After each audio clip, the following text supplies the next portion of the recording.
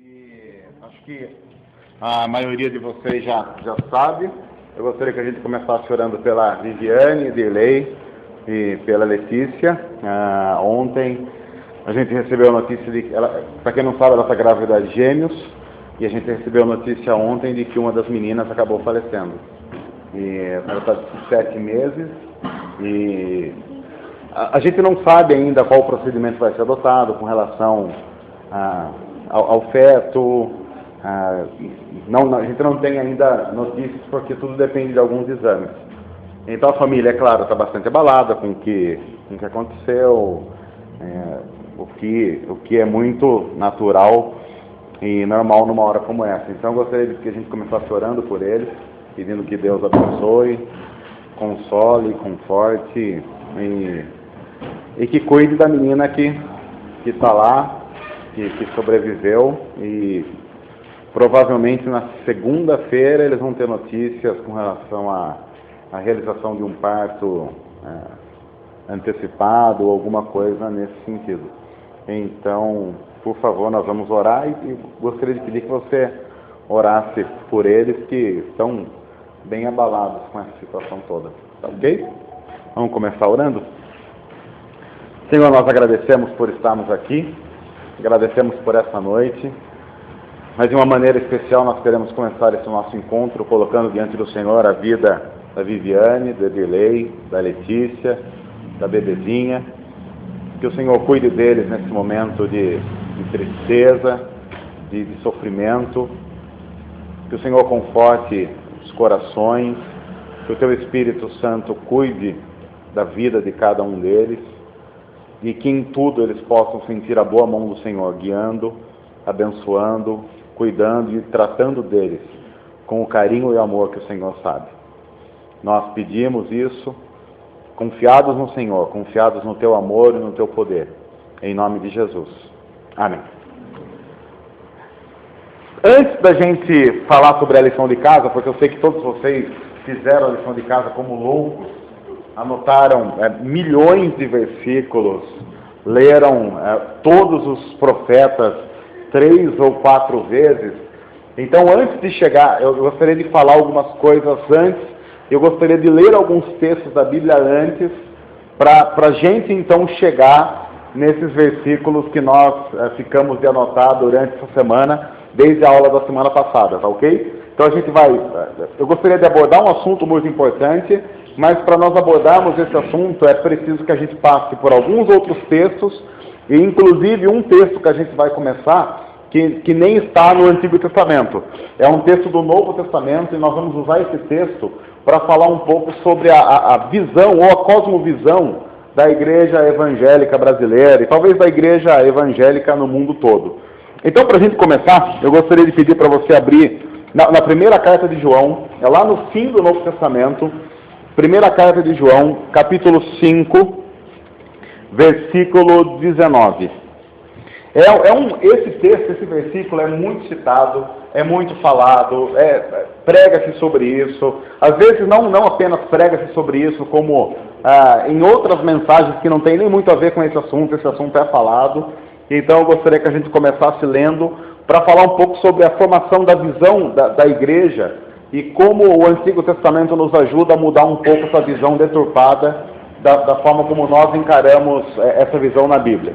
Então, primeira carta de João, capítulo 5, versículo 19. Quem quiser, por favor, leia para a gente.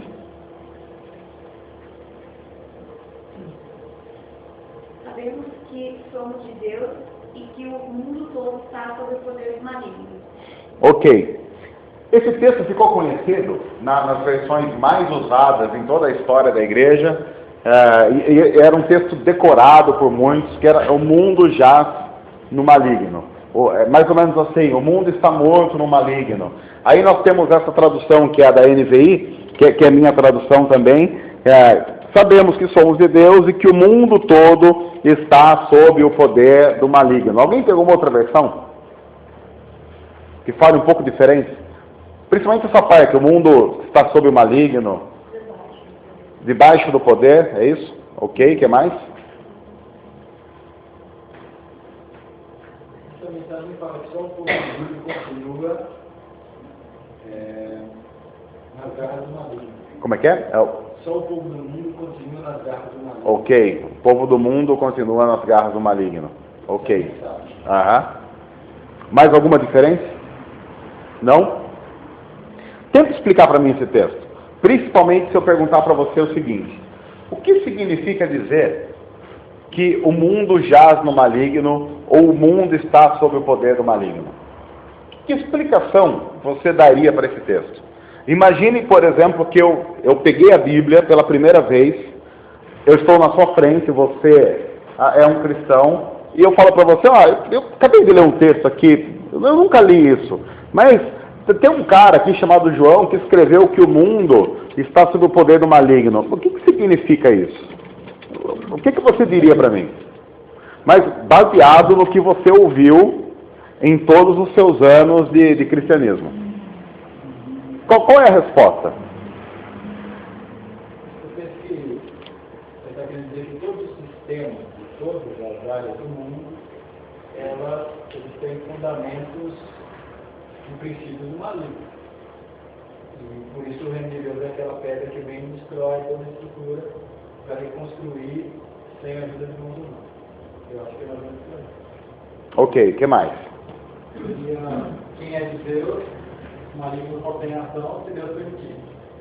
Se a pessoa não é de Deus, pode acontecer como pode não acontecer e Deus não pode interferir. Ok. O que mais? O que eu ouvi, assim, em termos de seria, não a minha concepção, mas o que eu ouvi seria a ideia de que o maligno governa o mundo. Né? Tudo que não está, digamos assim, debaixo da proteção de Deus, que seriam criados cristãos, o maligno governa. Ok. Uhum. Eu tô tentando formar, então, a minha visão de acordo com o que vocês estão falando. Claro que sem isenção, porque eu vou tentar juntar algumas coisas de acordo com o que vocês estão falando, pensando que eu sou um cara que não conhece Bíblia. O que mais? Eu acho que, baseado no que eu aprendi nos anos, tudo que vem no mundo, que não provém de Deus, é governado pelo maligno. Tudo que provém de Deus é de Deus. Então, todas aquelas coisas que, enfim, o mundo, é originada no mundo, originada pelo maligno. Tá, eu só estou com uma dúvida. Agora eu estou pensando como alguém que não tem a ver com a igreja. Todos vocês usaram a expressão mundo. Mas, imaginando que eu não sou da igreja, para mim mundo, quando você fala mundo, eu penso no globo. Né? Aí o pessoal está dizendo assim, que é uma linguagem realmente usual de todos nós. Não, mas as coisas que vêm do mundo... Então eu gostaria que você explicasse, o que significa isso? Mundo, o que você está querendo dizer por mundo? Porque, por exemplo, isso daqui vem do mundo. É feito no planeta Terra. Então, por exemplo, quando alguém diz para mim, não, porque as coisas que vêm do mundo são malignas. Tá, então isso é maligno.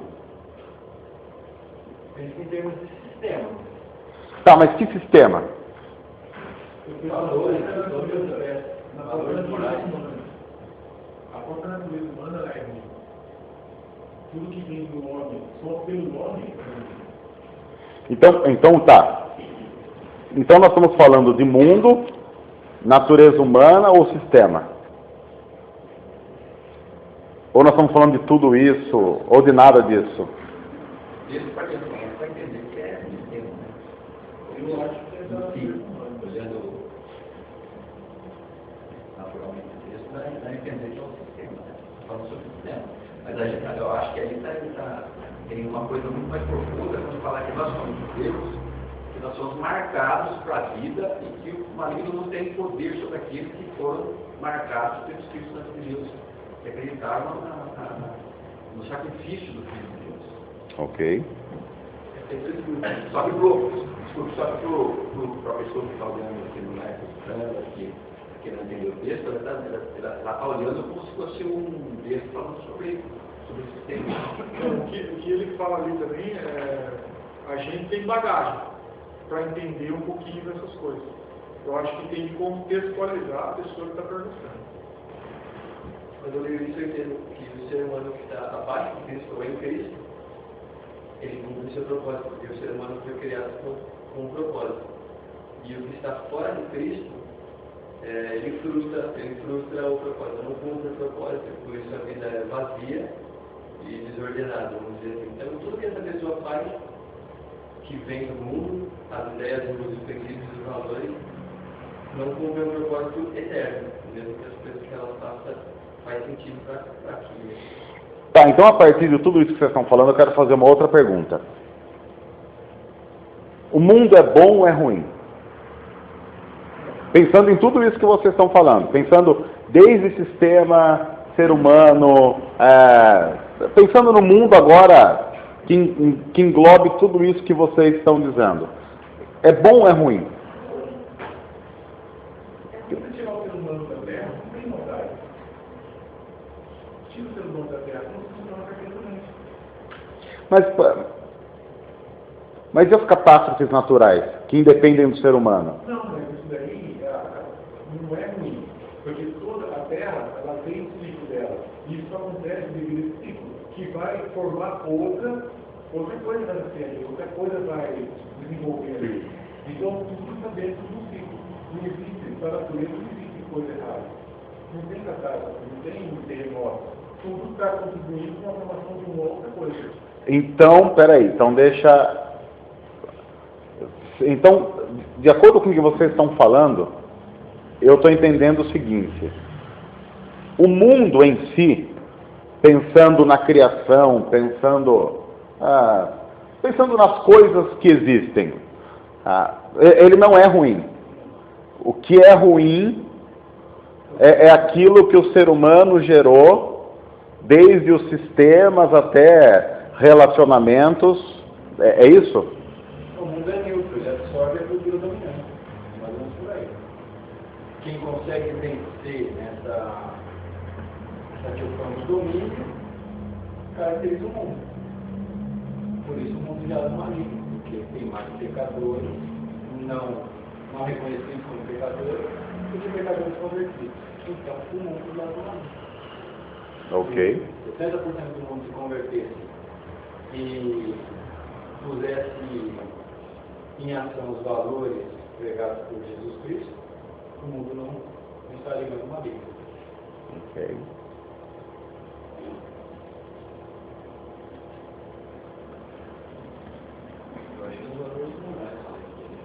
Então, mas isso me leva a uma outra pergunta, porque o que a gente entende de verdade quando alguém prega assim: as coisas do mundo são do maligno? As coisas más, pecado, Pode tudo que ser. não está dentro da Usar igreja, errado. tudo que não está dentro da igreja. Quando prega, a impressão que dá é isso. Por exemplo. Tudo que está fora da igreja, o que vem do mundo, não é de Deus. Eu vou dizer que ele é tanto separado, separado das coisas, por exemplo. As coisas que já estão no mundo e que levam para o mal. Separado do lado da vida. Tá, então deixa eu fazer uma outra pergunta agora, baseado nisso e no que a Karina falou. Então, se é isso que é pregado, onde é que está o mundo? Vocês concordam comigo que, da forma como é ensinado e como é pregado, quando se fala assim, as coisas do mundo, fica subentendido que da porta para fora? Ok? Concordam? Sim, porque até uma expressão, essa pessoa é mundana, né? Ou seja, ela está no mundo. O que seria estar no mundo? Não está dentro da igreja. Porque tem essa expressão, assim, tudo jogar. Fulano é mundano, não é? Se perdeu no mundo. Mundano é a música que não toca no louvor. Ok, então aí nós chegamos a um ponto importante. Agora vocês já responderam minhas perguntas, agora volta a ser eu, vai. O que acontece como fruto de tudo isso que a gente está conversando? Acontece o seguinte: primeiro, há uma visão de que, em primeiro lugar, mundo. O que é mundo? Tudo o que acontece fora da limitação de uma comunidade evangélica. Então, por exemplo, você tem louvor e você tem música do mundo. você tem livros cristãos e você tem livros do mundo, seculares, né, para falar, né? Crepúsculo não conta, porque Crepúsculo é uma porcaria. Crepúsculo não é nem do mundo, é do mundo dos vampiros gays. Quer dizer, incrível. Por exemplo. Aí você tem, sei lá, o que mais a gente poderia dizer que tem, que é sacro e que é do mundo? Música, literatura, vestimenta, é verdade, vestimenta. O que mais? Lanchonete, é verdade, bem lembrado. Mas você tem, por exemplo, a Marina lembrou de algo importante, porque às vezes você não tem lanchonetes que são assim, lanchonete evangélica. Mas tinha uma que faliu, lógico, crente não paga. O negócio para crente é pedir para falir, né? Ninguém é mais coloqueiro que crente. Aí o que acontece? Só que a gente tem em Piracicaba, por exemplo, lugares que você sabe que são frequentados pela Irmandade. Lanchão do Mário. Por exemplo, café do Pão de Açúcar. Aqui no domingo à noite eu vou te contar. É só chegar e falar paz agora. Já falam paz do Senhor geral. E também há outros lugares, mesmo na mesma cidade, que são lugares que já são... que fornece a mesma coisa, mas tem o nome cachaçaria, aí é muito. Por exemplo. O que, por exemplo, para nós, pensando na cultura evangélica, a gente até consegue entender por que há essa... Mas vamos imaginar alguém que nunca pisou numa igreja, ele chega aqui e fala assim, mas no lanchão do Mário pode? Não, pode. Na cachaçaria? Não, não pode.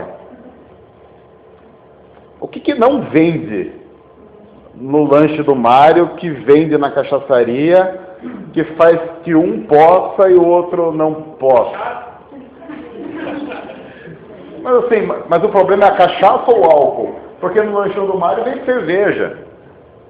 E eu consigo me embriagar tanto de cachaça quanto de cerveja. Jurupinga, sei lá. Notou que o que eu estou querendo dizer é que a nossa visão, ela é uma visão dicotomista. O que é isso? Deixa eu explicar. É uma visão 8 ou 80. Isso é de Deus e isso é do diabo. Só que nós fazemos, para chegar a essa constatação, nós fazemos um exercício espiritual e bíblico completamente errado. Porque, vamos voltar para o texto. O texto, esse versículo que nós lemos na primeira carta de João, está no meio de uma explicação que ele está dando a respeito de um outro assunto. Por exemplo, veja o versículo 18. Vamos para o versículo anterior. Sabemos, olha qual é o contexto do assunto do cara. Sabemos que todo aquele que é nascido de Deus não está no pecado. Aquele que nasceu de Deus o protege, e o maligno não o atinge. Sabemos que somos de Deus e que o mundo todo está sob o poder do maligno. Sabemos também que o Filho de Deus veio e nos deu entendimento para que conheçamos aquele que é o verdadeiro. E nós estamos naquele que é o verdadeiro, em seu Filho Jesus Cristo. Esse é o verdadeiro Deus e a vida eterna. Quando o autor está dizendo mundo, ele está dizendo o quê? Todas as esferas da vida que estão debaixo do poder do maligno, que tem a ver com pecado. Porque ele está dizendo, nós somos nascidos em Deus. Ou seja, aquele que é nascido em Deus, isso é o versículo 18, aquele que é nascido em Deus não está no pecado. Por que quem é nascido em Deus não está no pecado? Porque se Jesus já pagou o preço do pecado na cruz, não tem mais como eu estar em pecado. Eu posso até ter uma vida cá entre nós, um bem sem vergonha. Mas se eu sou escolhido por Deus, onde é que está o meu pecado? Na cruz. Porque Jesus não morreu pelos meus pecados passados, como às vezes nós entendemos. A Bíblia diz que Jesus morreu pelos meus pecados passados, presentes e futuros. O que João está dizendo é, o mundo em si não é bom ou ruim, é neutro. O ser humano é o problema. Por que eu estou dizendo isso? Porque a nossa visão hoje cristã, com relação a lanchonete, com relação a livro, música, roupa, é uma visão platônica. Porque Platão, e não Paulo, e não Jesus, e não Pedro, dizia o seguinte: a matéria é ruim. E só aquilo que é espiritual, que é não matéria, é bom. Então, por exemplo, uma teoria de Platão é: o corpo é ruim. Uma das coisas e uma das bênçãos que o ser humano tem é a morte. Porque na morte, o nosso espírito, que é bom, liberta-se do corpo que é ruim. Aí você se liberta disso e passa a viver apenas com aquilo que presta. Note que a visão de corpo e morte da maioria dos cristãos é completamente platônica e não cristã. Porque quantas vezes eu já fui em velório de crente que a pessoa dizia assim: olha, porque se libertou do corpo e agora o espírito vive com Deus, que é o que importa. Isso não é bíblico, isso é platônico, é Platão.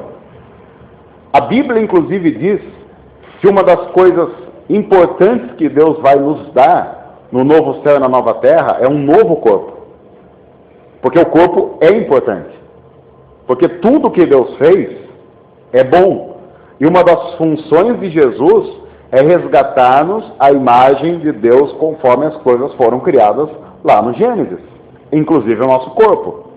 Essa visão de matéria, mundo como sendo ruim, e o espiritual apenas como sendo bom, é platônica, de Platão, um filósofo grego. Não vem de Jesus Cristo, não é da Bíblia. Platão diria, por exemplo, cachaçaria ruim, porque tem a ver com a matéria. Platão pregaria muito tranquilamente dizendo que inclusive o lanchão do Mário é ruim. Platão pregaria, por exemplo, que realmente as coisas do mundo são todas ruins. No entanto, o autor bíblico está dizendo, quando ele diz mundo, ele está querendo dizer o quê? Tudo o que está sob o domínio do pecado. Tudo aquilo que não é resgatado por Jesus tem a ver com coisas malignas. Espera aí, se isso é verdade, significa então dizer que é impossível que nós tenhamos alguma coisa a ver com maligno, certo? Porque somos libertos dessa influência através de Jesus. Ok? Certo? Não? Vocês, não sei que vocês queiram ter parte com o demônio, mas aí tudo bem. Aí vai de cada um. Eu não tenho nada a ver com isso. Tem gente que gosta de crepúsculo.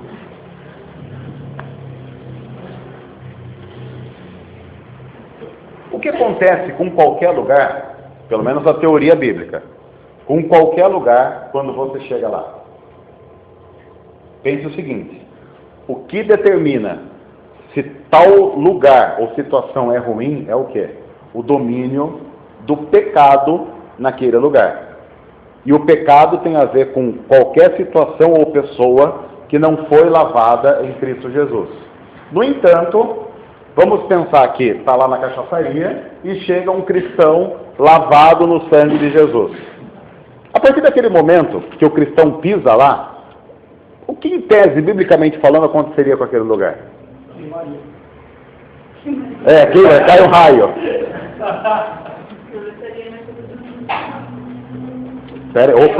Teoricamente ele não estaria mais sob domínio. Por quê? Porque a luz não se mistura com as trevas.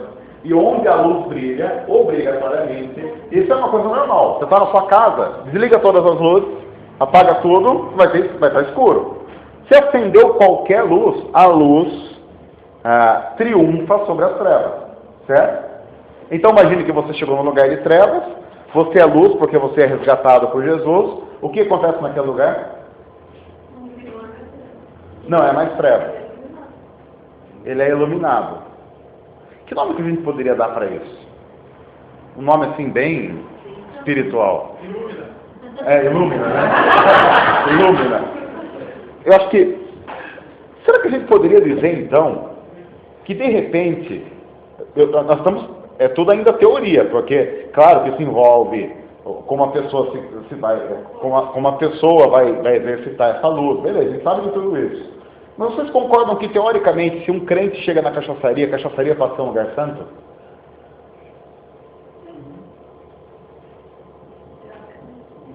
Teoricamente, sim. Eu estou pensando no próprio Jesus. Se Jesus fosse lá, seria um lugar santo? Logo, se Jesus está em mim e eu for... O que cá entre nós, para a nossa visão dicotomista, é bem estranho pensar isso, né? Porque a gente pensa assim, não, o local é ruim. Não, o local não é ruim. Eu entendo que nós, por exemplo, eu vou fazer uma festa, vou convidar os meus irmãos, eu vou lugar com a cachaçaria. Vou lá, a gente faz uma festa nossa lá de cristão. Deixa que embora, lá continua sendo cachaçaria. Mudou a partir do momento que nós estávamos lá. Porque o ambiente se tornou uma forma diferente do que é praticado, do que é feito lá, enquanto não existe a maioria ou um só, como colocar. Ou então, para usar essa linguagem bíblica, dominado por pessoas que vivem debaixo do poder do maligno.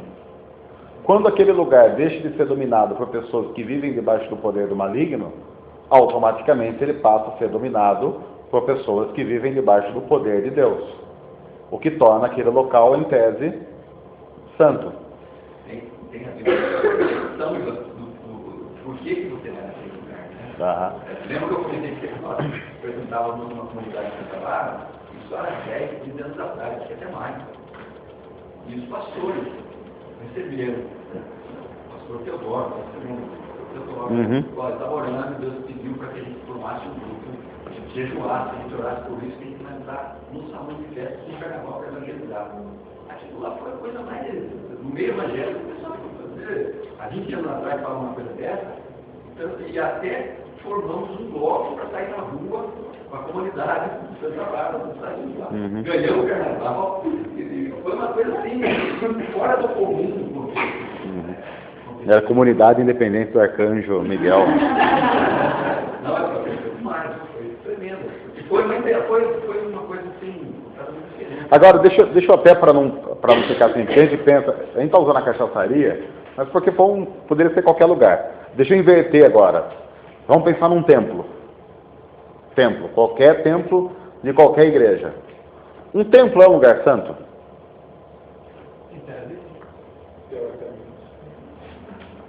Quando?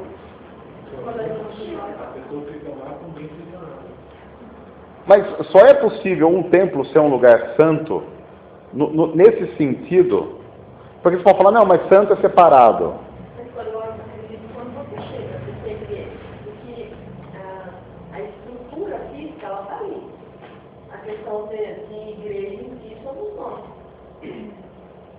Então, a gente pode chegar à conclusão de que esse templo sou eu, numa visão neotestamentária. Eu acho que acaba confundindo muito com o Antigo Testamento, né? Porque o Antigo Testamento, o templo era o lugar onde Deus estava. Sim. Era o lugar onde a presença de Deus estava ali. Então, realmente, o templo era santo porque Deus estava ali. Já no Novo Testamento, quando Jesus veio, e aí quando o Espírito Santo desce, o que acontece? O Espírito Santo mora em cada um que começa a viver uma vida com Cristo. Então, a partir desse momento, Deus não habita mais naquele lugar. Mas, infelizmente, eu acho que a maioria das igrejas ainda tem essa visão do Antigo Testamento, de que o templo é o lugar onde Deus está, então é um lugar santo, que você não pode fazer isso, não pode fazer aquilo, porque aquele lugar é santo. Eu diria que talvez essa visão tenha a ver muito com essa ideia de mundo. Por exemplo, o templo é o lugar que não é do mundo. Quando eu saio do templo, por exemplo, quantas vezes você já ouviu alguém pregando assim? Porque no mundo lá fora, quando eu prego no mundo lá fora, automaticamente subentende-se que aqui dentro não é mundo. O que é complicado, porque a Bíblia em si não faz essa distinção. Eu usei esse texto do Novo Testamento para dizer que a nossa visão da ação de Deus e de onde Deus age e de onde Deus está, é formada por uma visão equivocada. Nós imaginamos o seguinte: Deus está no templo, ou em locais santos. Saindo desses locais santos e saindo do templo, você estará em locais mundanos. Tanto é que, quantas vezes a gente ouve assim: olha, se você estiver em tal lugar e Jesus voltar, você vai? Ou então pior, quantas vezes eu também ouvi assim: você acha que Deus vai entrar com você naquele lugar? Não, Deus vai abrir mão da onipresença dele só por minha causa. Naquele momento eu falo: não, agora eu já não sou mais onipresente, vai sozinho. Quando eu falo assim, né? Toda vez que você for no lugar, então pense se Jesus iria com você. Minha mãe Você levaria Jesus lá? O pior é que quando a gente começa a olhar para o Evangelho, fica uma ideia de que sim, não, Jesus nos levaria lá. Eu não levaria Jesus porque ele me levaria primeiro. Fica uma ideia meio complicada, mas tudo bem. Tá, vamos voltar agora para o Antigo Testamento, para ver o que o Antigo Testamento fala dessa questão do mundo em si. Não do mundo, pecado, sistema, porque uma coisa tem que concordar: o sistema em que nós vivemos, ou os sistemas, são completamente pecaminosos. Completamente pecaminosos. Influenciados pelo pecado, marcados pelo... Não dá para a gente imaginar, por exemplo, vamos imaginar só um sistema que é bem conhecido. O capitalismo não é um sistema pecaminoso. Como não? O pessoal, não, o socialismo é que era um sistema santo. É só ler um pouquinho da história para ver que não tinha nada de santo. Os sistemas são pecaminosos. Locais. Aí alguém vai dizer assim: mas o sistema que impera nesses locais pecaminosos é o do pecado. Mas espera aí, qual é o sistema que impera dentro de comunidades religiosas? Ele é diferente dos sistemas que imperam, usando essa linguagem, no mundo? Por exemplo, nas nossas igrejas, não impera o sistema de hierarquia? Sim. Você acha que o sistema de hierarquia, da forma como nós exercemos, não como a Bíblia diz, é um bom sistema? Não. Hierarquia é algo bíblico, a Bíblia está cheia de hierarquia. Mas entre dizer que nós exercemos isso de maneira completamente santa... Ela é necessária, senão vira o caos. Sim. Lembre-se que ela é bíblica. A gente tem exemplos de hierarquia bíblica muito claros. Mas nós não exercemos isso de maneira totalmente santa. Porque nós também somos marcados pelo pecado. Bom, mas vamos voltar para o Antigo... Salmo 33, versículo 5. Vamos lá para o Antigo Testamento, antes da gente entrar nos profetas. Lembre-se que a gente está falando tudo isso, lembrando da lição de casa que vocês fizeram, que estão ansiosos para poder falar sobre. Eu estou sentindo que vocês estão se segurando. Salmo 33, versículo 5, que eu gostaria que alguém lesse para a gente também, por favor. Ele ama a justiça e a retidão. A terra está cheia da bondade do Senhor. Aí a gente já tem um texto complicado, porque quando a gente vai lá para João, ele diz que o mundo está debaixo do poder do maligno. No entanto, lembre-se que João, quando ele usa mundo, ele não está falando do planeta. Ele está falando do quê? De um sistema pecaminoso que inclui pessoas pecaminosas. Quando nós vamos para o Antigo Testamento, a mensagem que nós temos sobre o local onde nós vivemos, qual é? Toda a terra está cheia, repleta da bondade de Deus. Salmo 33, tem alguma outra expressão, alguma outra versão diferente? Como é que está na mensagem? Ele ama quando tudo se encaixa, quando o seu mundo está na absoluta verdade, a terra fica cheia da bondade e satisfação de Deus. Ok. É condicional. É condicional. Uhum. E é importante esse lance condicional que a gente vai falar sobre ele daqui a pouco. Vamos para um outro texto, Salmo 119, versículo 64. É um pouquinho para frente, Salmo 119, versículo 64.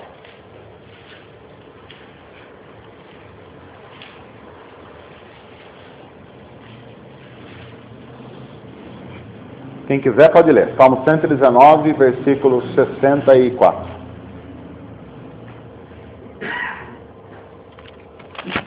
Teu amor, ó eterno, enche a terra. Treina-me para viver segundo o teu conselho. Ok, teu amor enche a terra. O que tem em outras versões?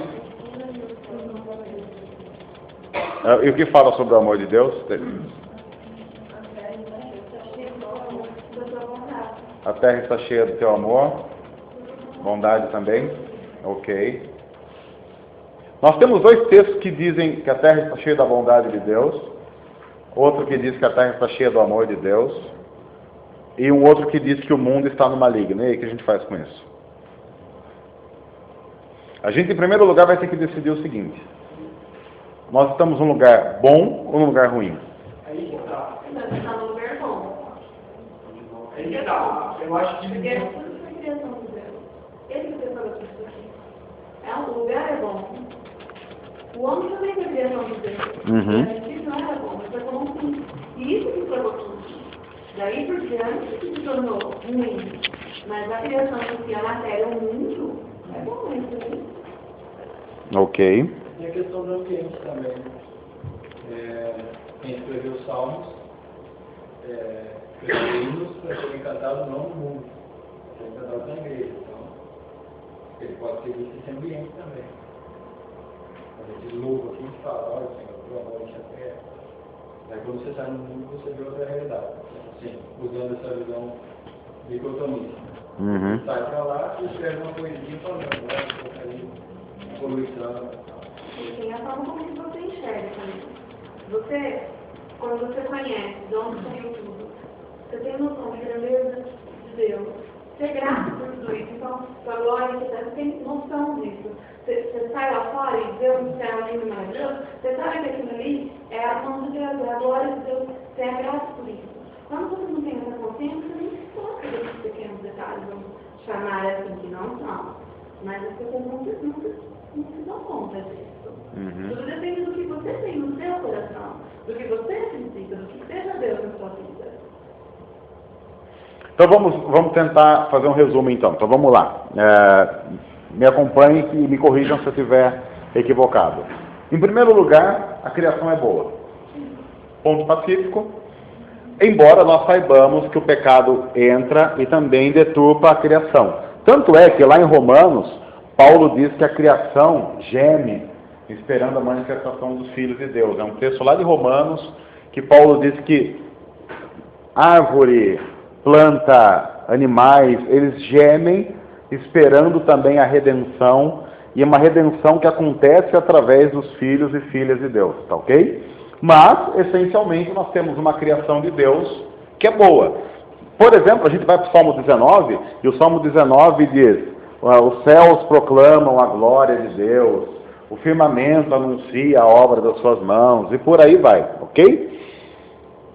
Aí entrou o pecado e arrebentou com tudo. O ser humano também, se formos pensar na essência do ser humano, como ele foi criado, também é bom. Aí entrou o pecado, porque a mulher fez a besteira lá, né? Resolveram fazer a besteira, aí nós, homens, fomos seduzidos. Dá licença, por favor. A senhora, por favor, maneire suas palavras.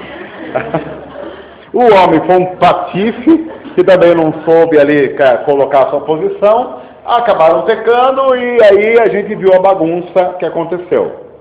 Então, beleza.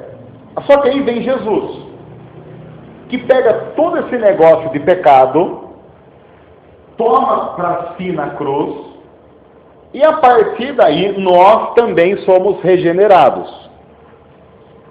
Agora uma coisa importante então. Qual passa a ser a nossa missão nesse mundo que a gente vive agora?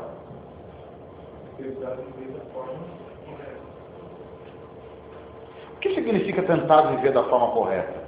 Manifestar a salvação que você recebeu. Ok, então vamos lá, algumas expressões importantes. Manifestar a salvação, ser luz do mundo. Essas expressões são importantes porque a Bíblia está cheia dessas afirmações. Então, vamos lá. Manifestar a salvação, ser luz, ser sal. Que mais? que é a nossa missão onde nós vivemos? Ser diferente, ok? Vamos lembrar uma coisa importante sobre ser diferente, não é ser piegas. Ser diferente não tem nada a ver com ser piega, brega ou ridículo. É ser diferente. Ser diferente de acordo com o sistema, não de acordo com a cultura.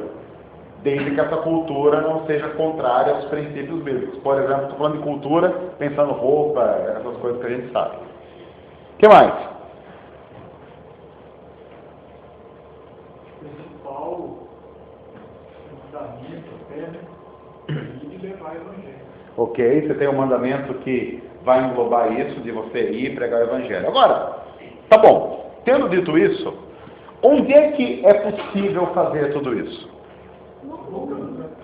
No mundo. Mas ele não é ruim? Não.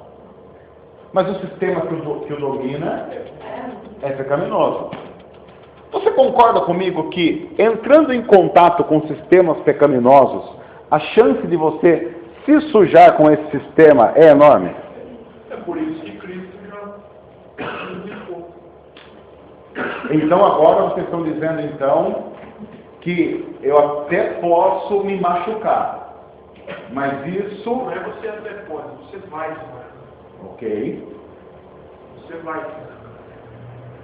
Tá, então, agora eu sou crente, e vocês estão dizendo para mim que a única opção para mim, para ser crente, é ir para o mundo?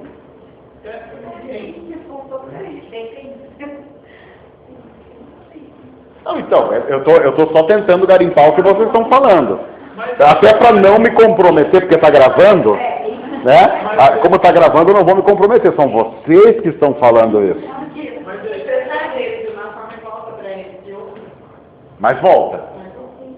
Vocês concordam que... Digamos que você sai dele de uma visão e vai e volta para ele com uma outra perspectiva. Então nós estamos chegando a uma conclusão, por exemplo, de que, é verdade, o mundo está sob o poder do maligno, pensando em toda essa influência pecaminosa. É justamente por isso que é minha obrigação estar lá. Então, agora eu vou fazer uma pergunta que para mim é inevitável. Então é melhor o crente estar no café do Pão de Açúcar ou na cachaçaria? Mas a cachaçaria não é a cachaçaria?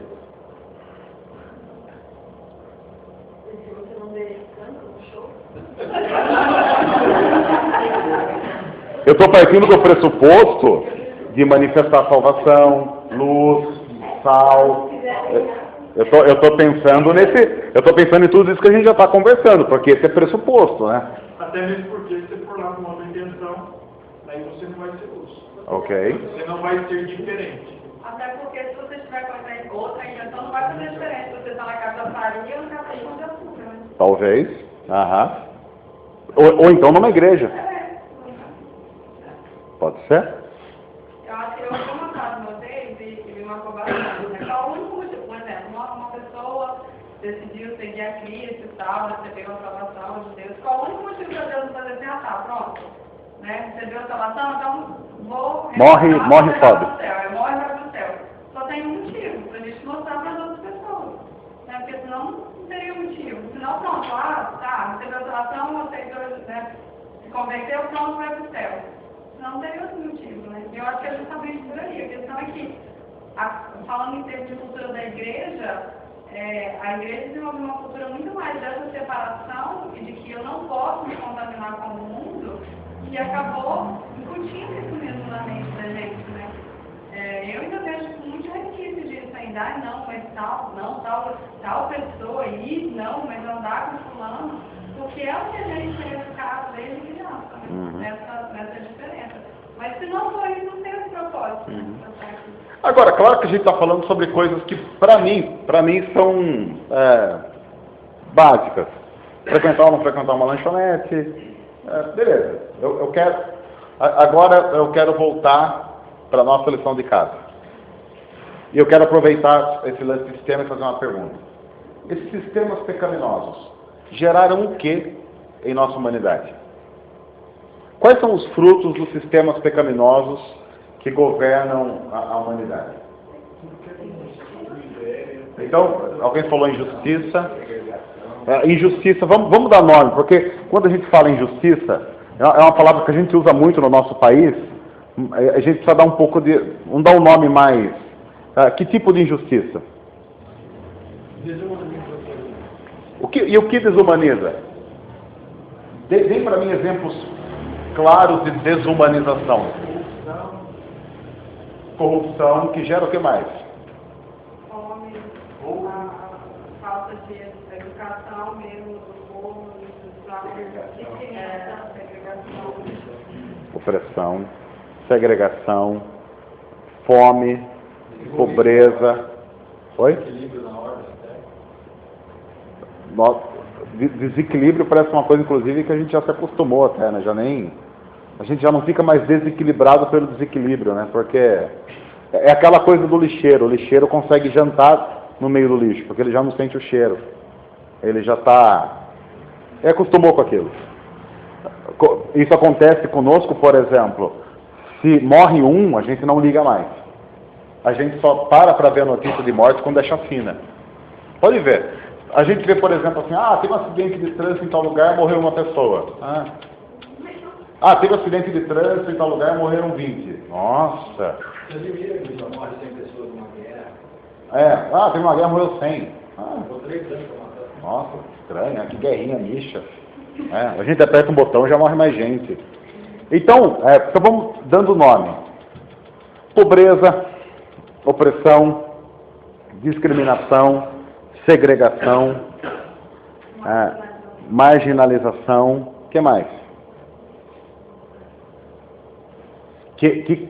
Lembre-se, tudo isso realmente tem a ver com a desumanização, que é tornar o ser humano cada vez menos humano. E é importante anotar que Jesus disse que o diabo vem para matar, roubar e destruir o ser humano. Todo ser humano que é desumanizado é a arma do inimigo que está funcionando contra a vida dele, matando, roubando e destruindo, certo? Vamos voltar para os profetas. Eu vou pegar alguns textos que eu separei, e eu gostaria que você prestasse atenção nesses textos, para a gente tentar entender o quanto nós precisamos, como igreja, reativar em nós algumas das mensagens fundamentais dos profetas. Então abre lá nos profetas. Eu não fiz pela ordem aqui, porque eu fui anotando meio aleatoriamente, mas deixa eu tentar pela ordem. Vamos começar com Isaías. Vamos lá para Isaías. Eu vou tentar fazer na ordem aqui, para não ter que ficar indo e voltando. Isaías 1, versículo 17.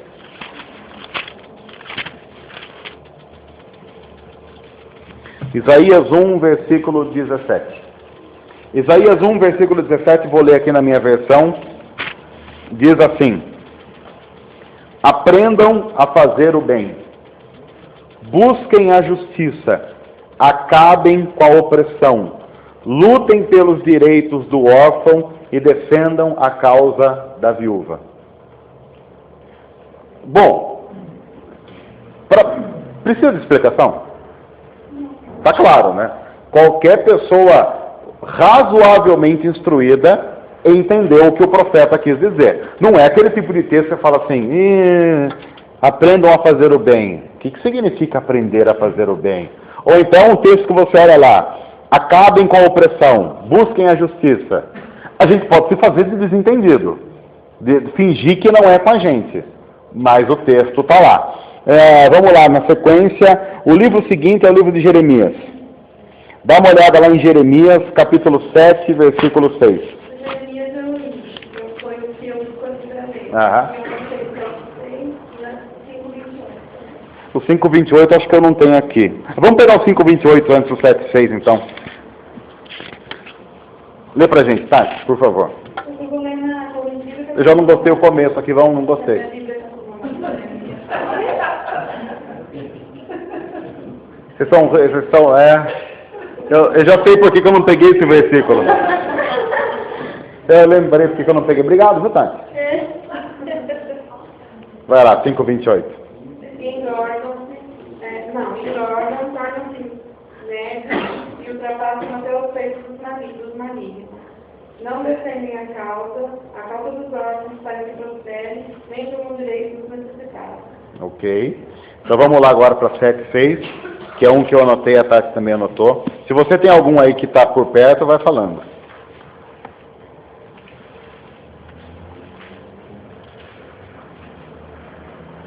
Não oprimido do estrangeiro e o órfão e a viúva, nem derramar de sangue inocente neste lugar, nem andar após outros deuses para o vosso próprio mal. Aí Deus está dizendo, se vocês não fizerem isso, aí eu vou abençoar vocês. O que mais? Deixa eu ver aqui. Aí eu anotei vários em Ezequiel, que é o livro seguinte. Ezequiel 16:49. Ezequiel é o livro seguinte de Jeremias. Ezequiel 16:49. Lembra de Sodoma e Gomorra? Eram duas cidades bem pecaminosas que Deus destruiu. Ele está falando de Sodoma, é uma cidade bem ruim. E aí Ezequiel 16:49 diz assim: Ora, esse foi o pecado de sua irmã Sodoma. Ela e suas filhas eram arrogantes, tinham fartura de comida e viviam despreocupadas. Não ajudavam os pobres e os necessitados. Esse texto é muito atual. Talvez a gente podia mudar uma palavra só nesse texto e ler assim: Ora, esse foi o pecado de sua irmã Piracicaba. Ela e seus habitantes eram arrogantes, tinham fartura de comida e viviam despreocupados. Não ajudavam os pobres e os necessitados. E antes que alguém comece com aquela frescura assim, eu não tenho fartura de comida. Para.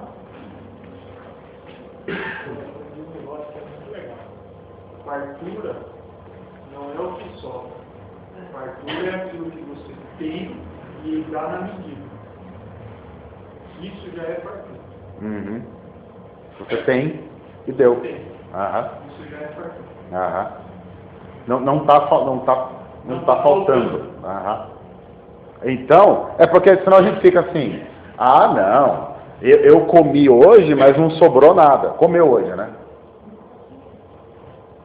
Comeu. Talvez comeu mais do que precisava, por isso que não sobrou. Ou então comeu pelo menos arroz, feijão e não farinha com água, né? Que sempre a gente come. Por exemplo. Ou então, água com papelão, como algumas pessoas comem. Biscoito de barro, como algumas pessoas comem em nosso país. Claro que eu estou falando isso, e é claro que eu tenho fartura. Claro que eu tenho. O que faz com que, diante de alguns textos proféticos, eu tenha que fazer uma análise muito criteriosa e séria da forma como eu estou vivendo. E da forma como a igreja está vivendo. Porque vários textos proféticos vão dizer assim: olha, é inadmissível que você, como luz nesse mundo, que está debaixo do poder do maligno, que desumaniza, escraviza e oprime, não faça absolutamente nada diante desse sistema opressor, que às vezes oprime o seu próprio vizinho, ou alguém que mora na sua cidade. O que a Bíblia está dizendo é o seguinte: é inadmissível existir igreja num local e essa igreja ser formada por pessoas que tomam café da manhã, almoçam e jantam, e nessa mesma cidade tem gente que passa fome. É inadmissível. E olha, esses textos que nós estamos lendo eram textos que os profetas usavam para dizer o seguinte: é por isso que Deus vai castigar vocês. A gente tem que lembrar esse contexto, porque eram textos que Deus estava dizendo para o povo dele: é por isso que eu vou castigar vocês. É por isso que vocês vão ser escravos. Ali, depois lá. Uma coisa interessante, né, é que em Romanos fala, né, que por a gente desprezar, conhecer a vontade de Deus, ele entrega a pessoa, advogado e tudo mais. Então, aí a gente olha assim, para a sociedade hoje e fala: como a sociedade está? Eles desprezaram o conhecimento de Deus. E aí você olha para Sodoma, o problema de Sodoma que Deus teve não é nem as leis que tinha, né? Porque você vê, nossa, é muito bem, então, o problema não é nem esse, o problema está na raiz. Na raiz é isso. Eles precisaram conhecer a vontade de Deus. Sim. A vontade, talvez não sei, porque não é possível, né, com a sociedade, ter um comunismo instaurado. Mas é que tem nível, que diminui o nível social, por exemplo. Uhum. Seja parecido o nível. Aham. O próprio Jesus disse o seguinte: vocês sempre vão ter pobres com vocês. O que não significa dizer que você tem que deixar o pobre passar fome. Porque às vezes hoje a gente dizendo assim, não, mas Jesus já disse que os pobres sempre existiriam.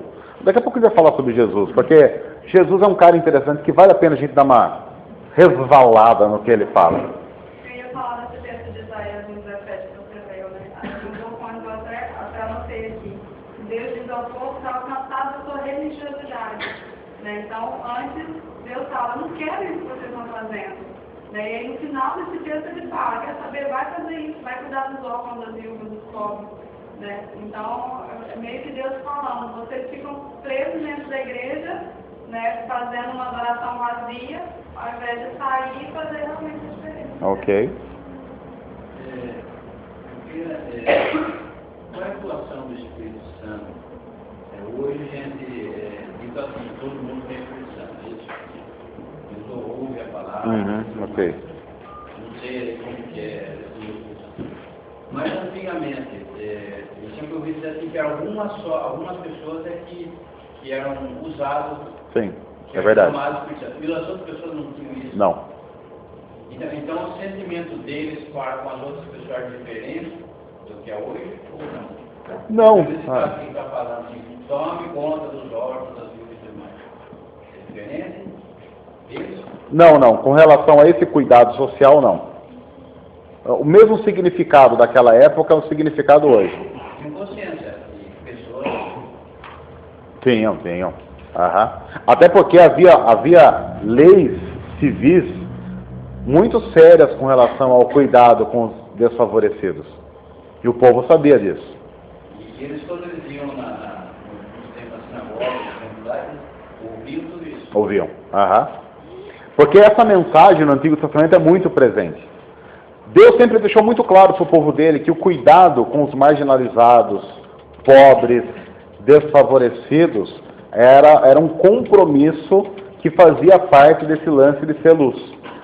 Manifestar a bondade e o amor de Deus tem a ver com quando o cristão revela amor a um desfavorecido, a Bíblia diz que ele está manifestando o amor de Deus àquela pessoa. É como se Deus amasse aquela pessoa através desse ato cristão. Mesmo que não fosse nem reconhecido, nem que essa pessoa estivesse recebendo e conhecesse. Exatamente. Bill Hybels é um cara que ele escreveu livros sobre isso, já pregou sobre isso, que ele fala que cristãos deveriam ser mais acostumados a manifestações da graça. Então, numa pregação, o Bill Hybels, para quem não sabe, é holandês. E ninguém é tão duro quanto um holandês. Então ele diz assim, o que eu vou falar para você é muito complicado, porque eu sou holandês. E naturalmente, a minha tendência não é fazer isso. Então o Bill Hybels, ele diz o seguinte, cristãos precisam manifestar graça. E manifestar graça apenas porque isso é função do cristão. Às vezes a gente manifesta graça assim, eu vou pregar para você, para que você se converta, aceite Jesus. Então ele diz o seguinte, o que ele faz? Lá nos Estados Unidos, a maioria dos restaurantes, os restaurantes não tem 10%. Então a gorjeta no restaurante é assim, é espontânea. Então o que o Bill Hybels faz? Todo restaurante que ele vai, ele faz questão de dar uma boa gorjeta. E aí ele diz, sabe por que eu faço isso? Porque aquela pessoa é uma trabalhadora, muitas das vezes ela depende dessa gorjeta para poder comprar alguma coisinha a mais para sua família. E eu gostaria muito, e ele diz o seguinte, toda pessoa quando recebe uma gorjeta que não espera, é quase que atiçado nela aquela coisa assim, opa, há bondade ainda nesse mundo, há gente generosa nesse mundo. E ele diz o seguinte, toda vez que ser humano passa a pensar em generosidade, inevitavelmente ele vai chegar em algum momento, ao centro de toda a generosidade que é Jesus, que deu a sua própria vida. Então ele diz que cristãos deveriam reaprender isso, a ser generosos. Ele usou esse exemplo da gorjeta porque lá nos Estados Unidos isso é muito normal. Agora, o que a gente poderia fazer aqui no nosso país? No nosso país e na nossa cidade, a gente tem oportunidades de manifestação de bondade pipocando para tudo quanto é canto. Se você pensar assim, por exemplo, eu queria dar um prato de comida para alguém, você não precisa andar muito para achar. Você não precisa andar muito. Ou então, se você pensar, eu gostaria de poder oferecer a minha companhia para alguém que está solitário. Você não precisa procurar muito. A Bíblia diz que atos de bondade são imprescindíveis, principalmente no cuidado com esses desfavorecidos. Nós vivemos numa cultura capitalista que diz o que dos menos favorecidos? Eles são culpados. Eles são sem vergonha. Eles não trabalham. E olha, deixa eu ter uma coisa bem séria aqui. Boia fria trabalha. Não trabalha? Boia fria trabalha bem.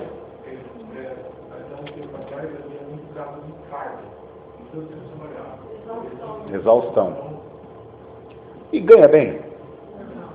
Aí alguém vai falar assim, ah, pronto, mas boia fria é tudo cachaceiro. Ok. Uma pergunta que eu faço é, o que leva os boia frias à cachaça?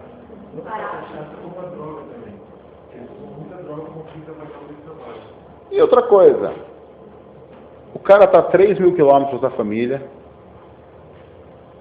morando em condições de escravidão,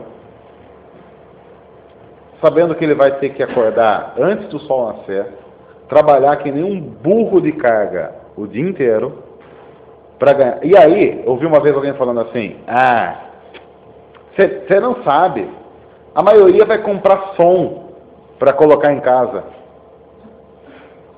Tá bom, você não tem som em casa? Quer dizer que ele não pode. Por que você pode e ele não pode? Mas tem boia fria que vem e depois gasta dinheiro com televisão. Por quê? Por que o seu filho pode ter televisão, o filho do boia fria não pode? Eu estou dizendo isso porque o nosso argumento é, eu trabalho que nem um louco para ter o que eu tenho. O boia fria também trabalha que nem um louco para não conseguir nunca na vida dele ter metade do que a gente tem. Então a gente tem que parar com esse argumento. Porque você vai para a periferia de São Paulo, 4 horas da manhã, o pessoal já está pegando o busão para trabalhar. Para chegar 3 horas depois do trabalho, sair do trabalho depois 6, 7 horas da noite, chegar 10 horas em casa para ganhar um salário mínimo e meio. Para alimentar a família com 3, 4 filhos. E aí alguém vai falar assim, mas para que ter muito filho? Questão de educação. Para nós, que crescemos num ambiente com alguma cultura, beleza, a gente consegue ter noção, viu? Você deve conhecer a história de alguém que cresceu largado. Quantas histórias aqui em Piracicaba tem? Vá para a periferia e comece a entrar em barracos.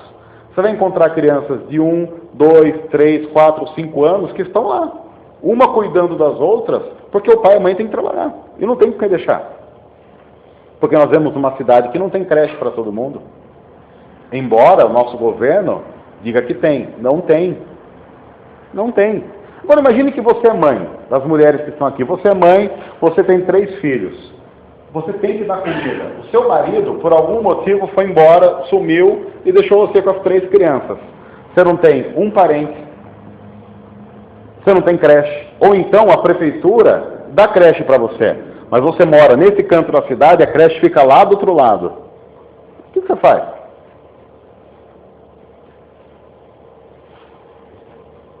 E aí? Você não conhece ninguém. Esses dias no Jornal de Piracicaba saiu uma reportagem de uma casa lá onde rato passa assim à noite, para lá e para cá, sobe as coisas.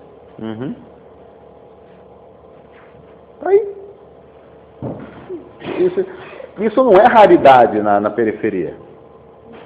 Não é. Muito grande. Na escola que eu trabalho, que não. E aí, casa rápida, difícil é casa. É casa de madeira, é a prioridade. E a maioria das mães, por conta de não ter como deixar, porque o governo, que tem vaga, o que eles fizeram? Diminuíram a quantidade de vagas no período integral e colocaram as vagas no parcial. Quer dizer, tem vaga da manhã, você tem vaga da tarde. O outro período você virou. Por isso que eles têm a vaga.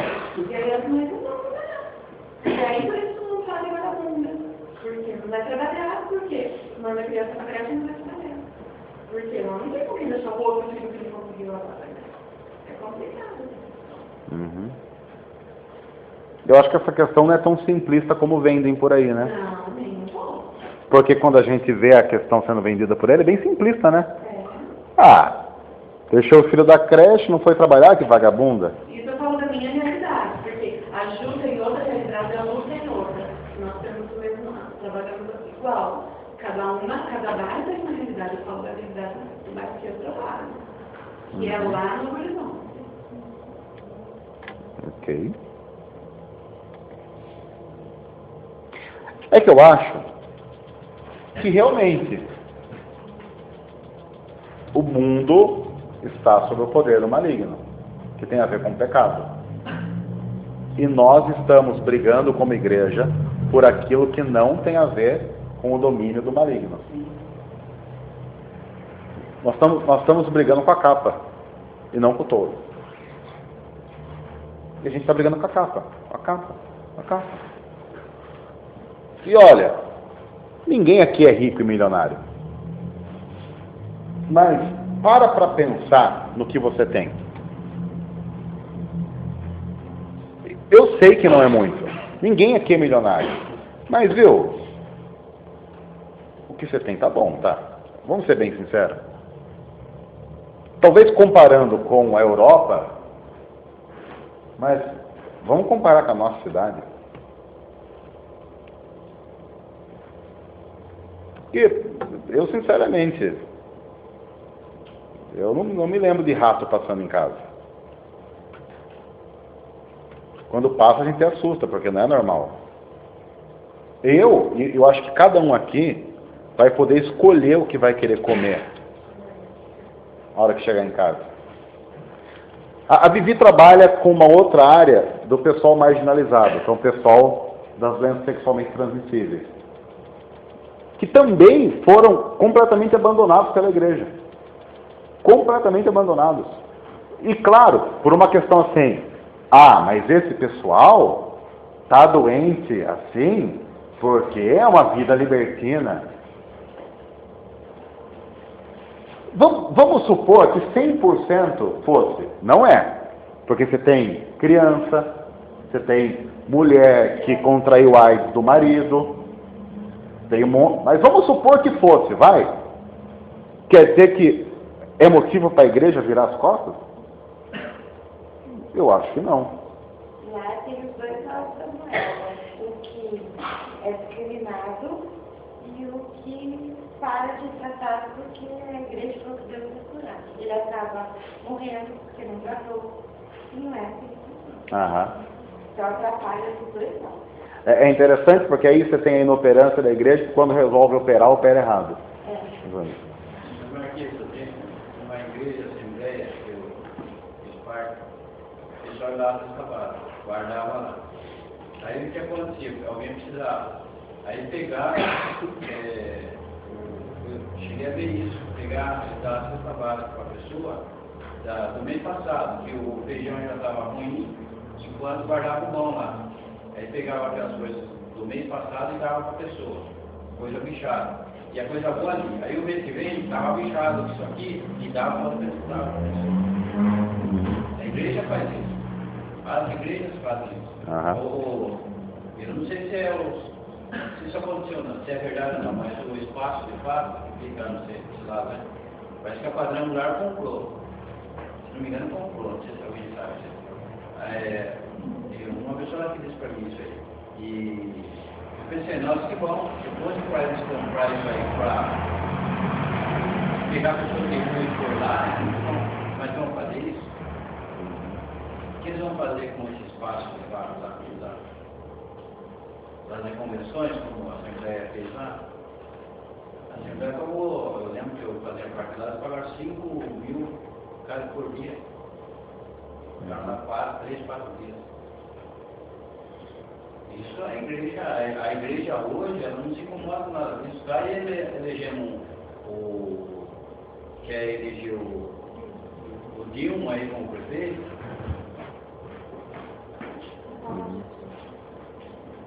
Eu fico pensando assim, né? Às vezes a gente olha outras religiões mesmo, né? E aí critica até, não, porque está errado, porque está isso. Mas você não para de olhar os exemplos bons, né? Então, por exemplo, você tem religião que faz ação social de uma forma fantástica. E quando eu olho, eu falo assim, meu Deus, nós que deveríamos ser exemplo nisso. Né? Porque Jesus foi exemplo nisso. Né? Então, eu sinceramente fico envergonhada quando eu vejo e falo assim, caramba, era para eu estar fazendo isso. É o que a gente fala, por exemplo, dos espíritas, né? Porque os espíritas fazem, a gente fala assim, eles fazem só porque eles acham que eles vão ganhar o céu fazendo isso. Isso só depõe contra a gente. A gente que sabe que essa deveria ser a nossa manifestação da graça e do amor de Deus, não faz. Então... Uma prima minha é espírita, ela colocou assim, comparando os pastores, aquele boiadeiro lá, e o que ele faz, aí botou embaixo aquele médico, Chico Xavier. Assim, tudo que ele fez, a caridade que ele fez, não mudou nada de ninguém. Aí o pessoal precisa falar o quê para ela? Então, eu acho que a gente vive num país, eu discordo totalmente da teologia de Chico Xavier, mas o exemplo dele ainda é um tapa na cara da igreja evangélica brasileira. Porque aí você vai falar o quê?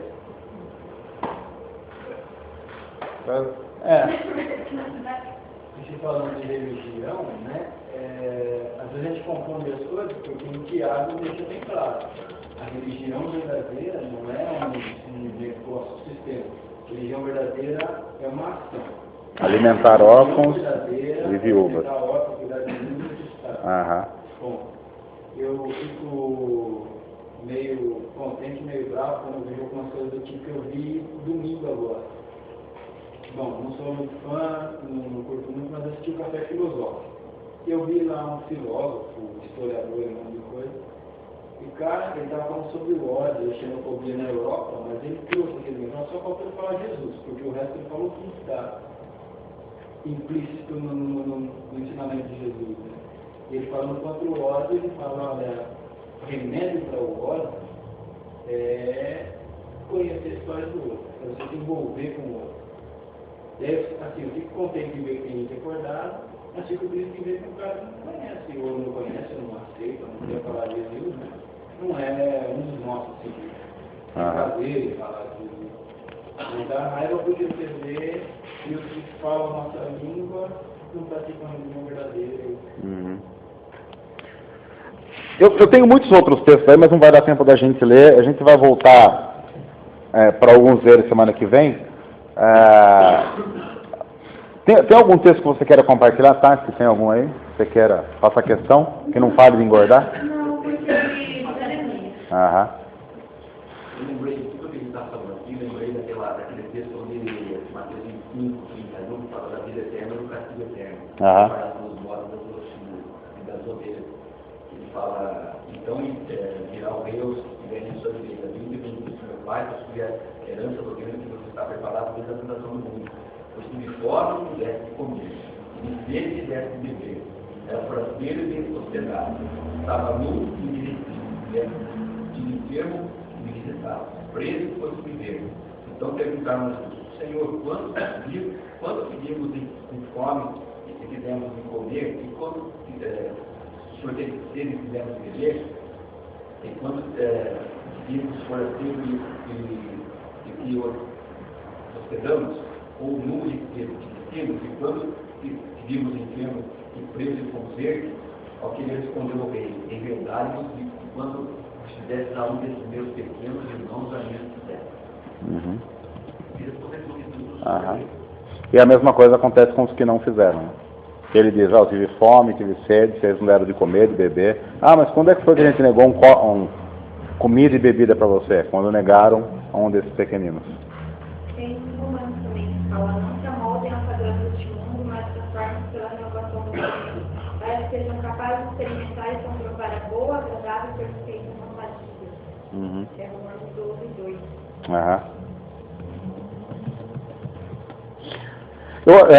Conforme eu acho que falta um pouco dessa teologia do Antigo Testamento para a gente, porque os profetas eram completamente imersos nas questões sociais do seu povo.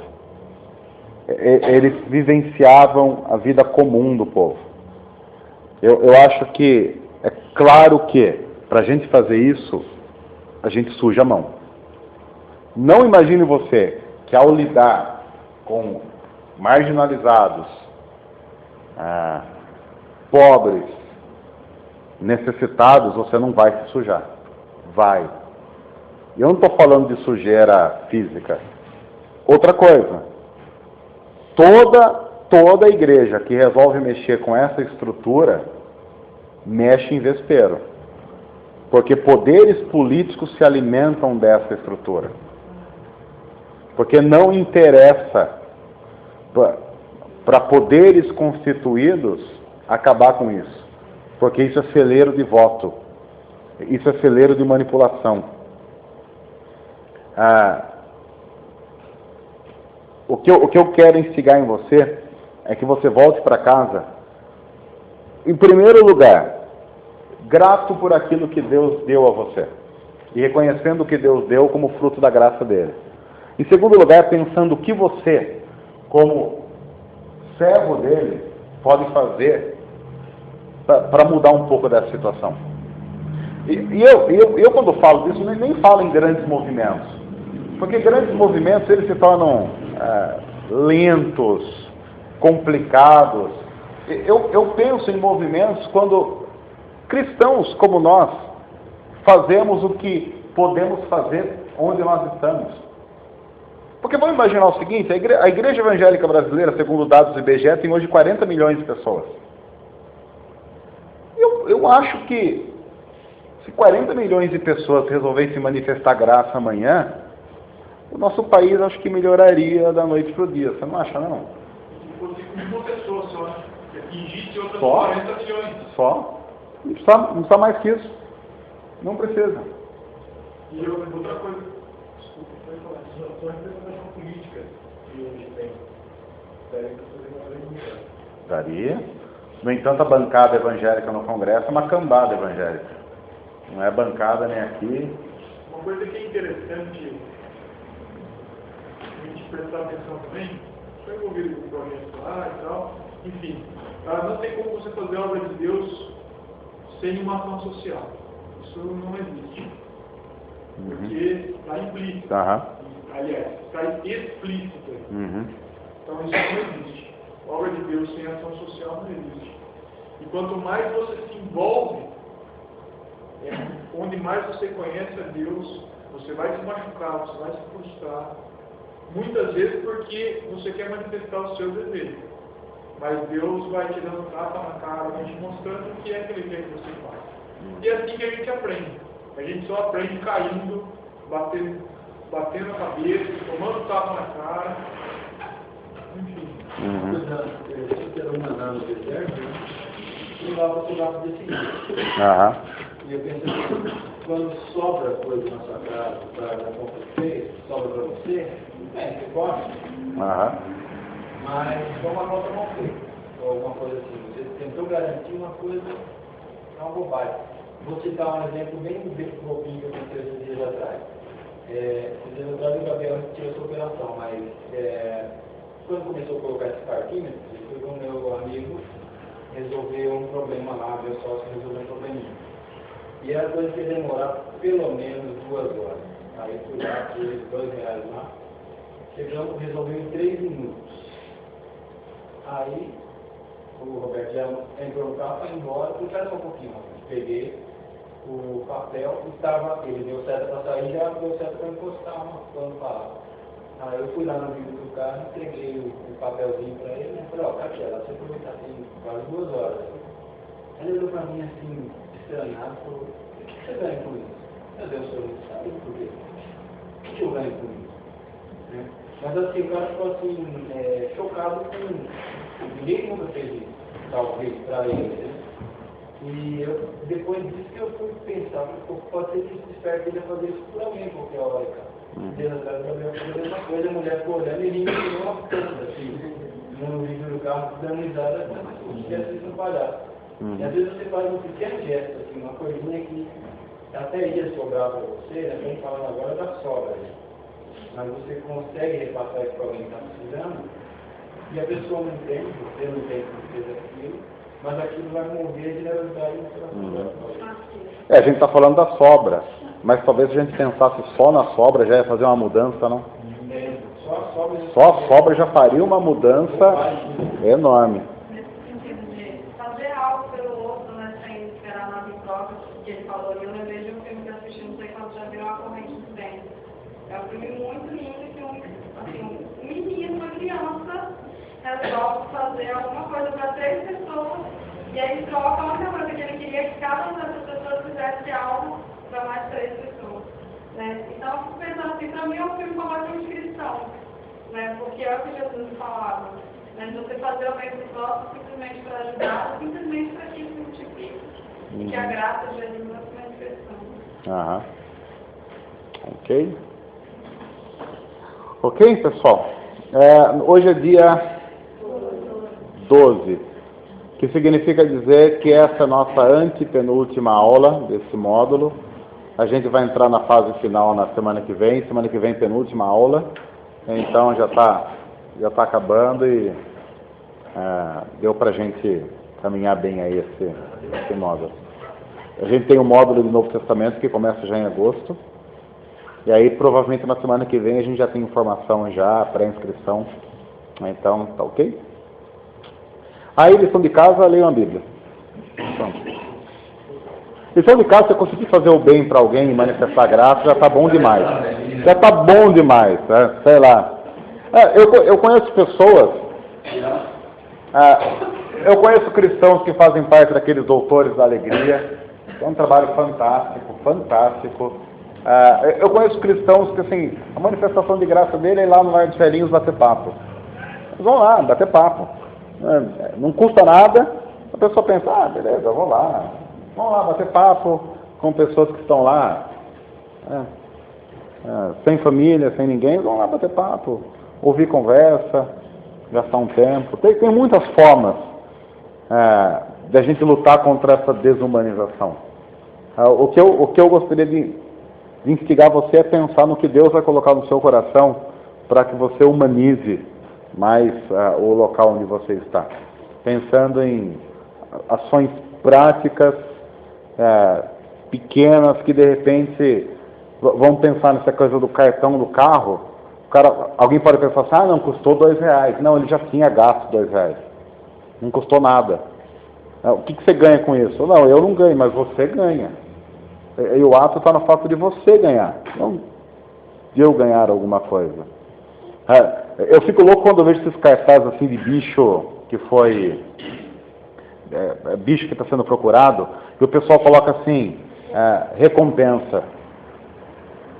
Que mundo é esse em que eu acho um animal que não é meu, que é de uma família que está sentindo falta, e eu devolvo aquele animal para ganhar dinheiro? Será que o fato de eu chegar lá com um animal no colo, entregar para uma família e ver o sorriso dessa família não é pagamento grande o suficiente para, assim, já valeu a pena? Eu quando vejo aqueles caras, fico com vontade de deixar o animal. É uma coisa egoísta, eu fico com vontade de deixar o animal só para ir lá e ver a cara do pessoal feliz, assim, já é suficiente, tá bom. Aí o cara vai lá, liga, não, quanto quer a recompensa? É sequestro. E um pedaço da orelha. Tira uma foto pro jornal do dia, né? Ó, tá aqui, ó, tá aqui. E essa é a sociedade absurda que a gente vive. E a gente vê essas coisas, já tá tão corriqueira que a gente acha normal, né? Não é normal. Não é. Devolver troco. A gente fez aniversário de casamento, a Débora, a gente saiu para comer, e o cara errou na conta, só que ele errou para menos. Ele cobrou uma água a menos. Aí eu peguei e coloquei o dinheiro a mais na água. É pouco. Dinheiro de uma água. Mas não é meu. Eu consumi, é dele, e aquele é o momento que eu vou dizer para aquele cara, é possível a gente viver nesse mundo e tentar ser correto. É possível. Então... Eu vi na rua, de dois caçadores, marido e mulher. 20 mil reais. Se envolveram. Aí eu me ponho num lugar que eu acho que eu não entenderia. Eu falei que não foi. A casa era roubada. O cara perdeu 20, se eu devolver 10, ele já tá no lucro, né? Mas aí depois fizeram um teste mesmo. O cara está mandando, deixava cair 10 reais. A pessoa de trás viu que caiu dele, vai pegar e estava no Eu fico só com uma dúvida, quanto será que não era crente, hein?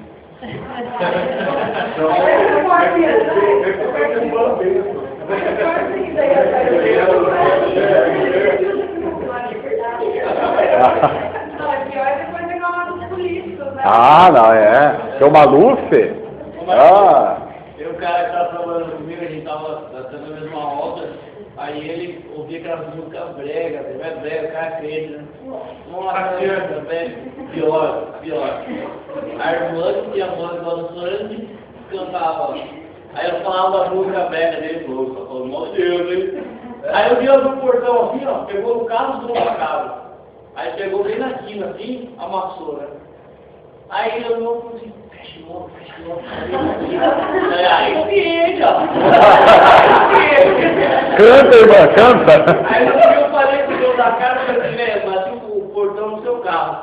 Aí amassou mesmo, né? Aí ele olhou, nem liga, vai ver isso aí, fica vendo, né? E ele lá, você tem um louco mesmo. Eu quero sempre você pagar, mas falar mal da música, né? A música não pode.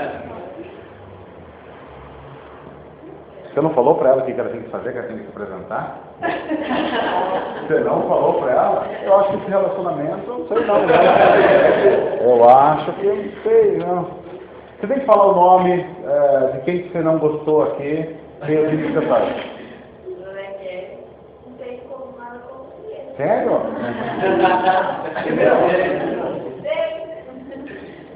E o time que você faz?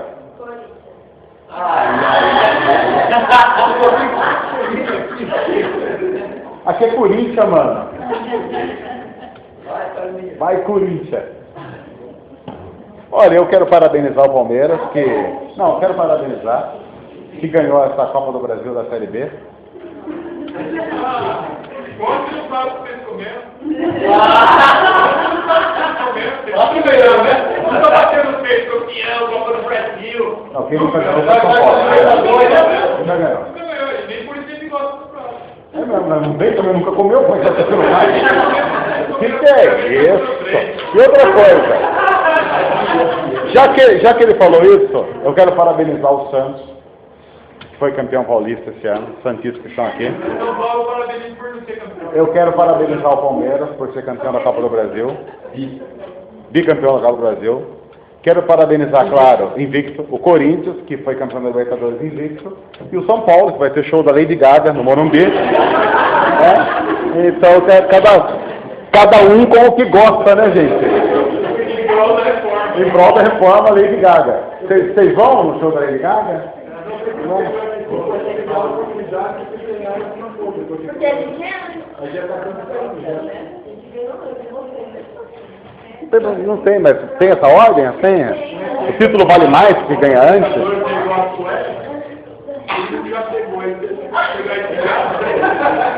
Eu não vou, por respeito aos irmãos que estão aqui, eu não vou continuar essa história.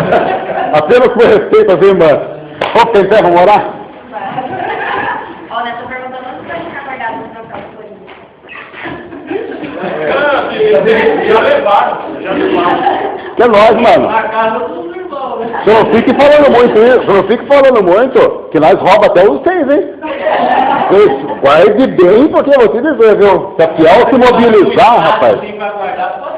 Vocês sabem que a Jules Rimet, a taça Jules Rimet, que o Brasil ganhou em 70, foi roubada, né? Eu não digo nada se não tiver lá na Gaviões, viu? Sei não. Qualquer dia alguém da Gaviões com a Jules Rimet. Agora, mundo, nossa.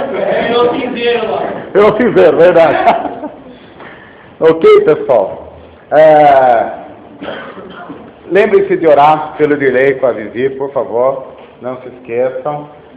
O Gabriel, irmão da Carol, que a gente pediu oração no e-mail, saiu ontem. E já colocou foto no Facebook com a camisa do Palmeiras. Você tá doente, coisa nenhuma, né? Se desejo, relaxa, viu? E aí, toda novidade que a gente tiver aí da Federei, da Vivi, a gente vai colocando no e-mail aí para vocês, tá ok? E quem quiser mandar mensagem, assim, as mensagens que o pessoal tem mandado pelo Facebook, por e-mail, tem sido muito bom para eles. A Vivi hoje me mandou uma mensagem agradecendo o pessoal que mandou e-mail, que ligou, que de alguma forma está expressando o carinho nesse momento aí complicado para eles, tá bom? Vamos orar para a gente encerrar? Quem quiser, por favor, ora para a gente agradecendo esse momento.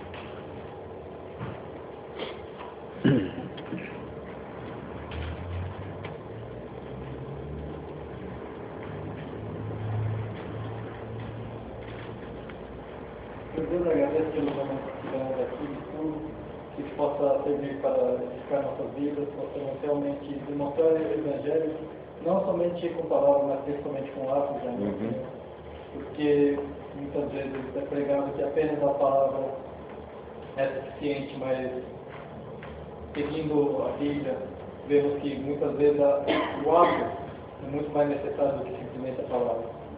Abençoa-nos durante essa semana, guarda-nos durante o retorno para casa.